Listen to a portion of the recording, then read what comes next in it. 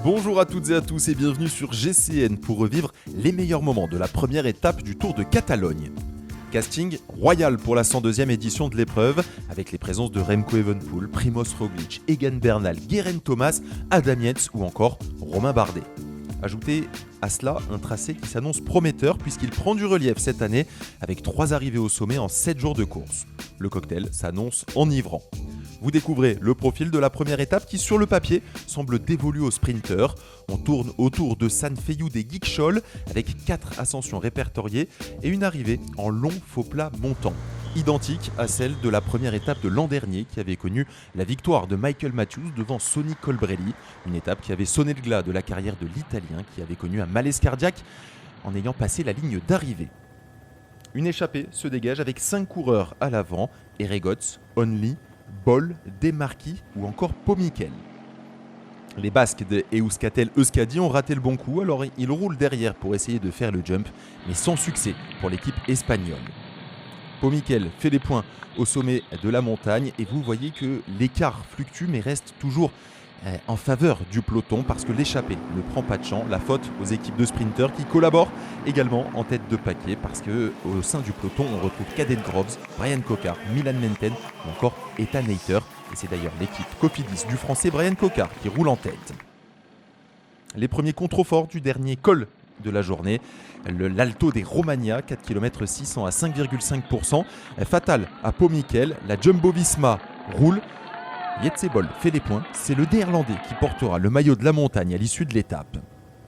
Un final nerveux, on veut placer les leaders pour éviter toute embûche, alors forcément quand ça roule fort, ça condamne les hommes de tête. Jetsebol s'est relevé, ils ne sont plus que 3 à l'avant, mais à 6 km de l'arrivée, malheureusement, ils sont repris.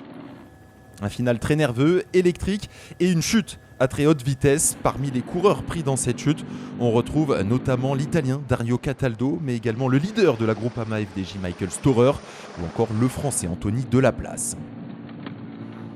La bagarre de placement est la grande question pour animer cette fin d'étape. Qui des punchers ou des sprinters va réussir à remporter cette première étape du Tour de Catalogne ? On rappelle, c'est un long faux plat montant et donc les équipiers placent leurs sprinters à moins de 300 mètres de la ligne. Primoz Roglic est parfaitement placé en tête. Ilan Van Wilder travaille pour Remco Evenepoel qui revient de l'arrière. On voit également Ethan Hayter très bien placé. Milan Menten est un petit peu plus loin. Cocard également. Primoz Roglic fait son effort. Le Slovène pour l'instant est très fort. C'est un spécialiste de ses arrivées en faux plat montant. Evenepoel revient. Mais finalement, c'est Primoz Roglic qui s'impose et remporte cette première étape. Evenepoel vient mourir un rien derrière le Slovène.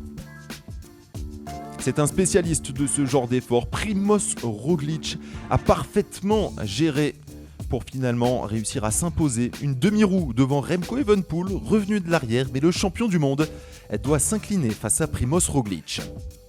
C'est la 70e victoire depuis le début de la carrière du Slovène et c'est également son 5e succès cette saison en seulement 8 jours de course. Un début de saison absolument tonitruant pour Primoz Roglic.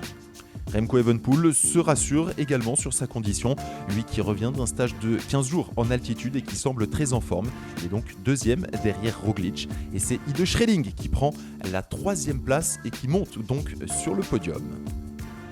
La 2e étape nous emmènera en direction de Valter pour la première des 3 arrivées jugées au sommet. Une étape de montagne avec 2 ascensions répertoriées et la montée finale qui va nous emmener donc à plus de 2100 mètres d'altitude, un facteur qu'il faudra prendre en compte évidemment. On s'attendait sur le papier à un duel entre Roglic et Remco, premier round avant le Giro. Dès la première étape, les 2 leaders s'illustrent. Ça annonce un Tour de Catalogne explosif.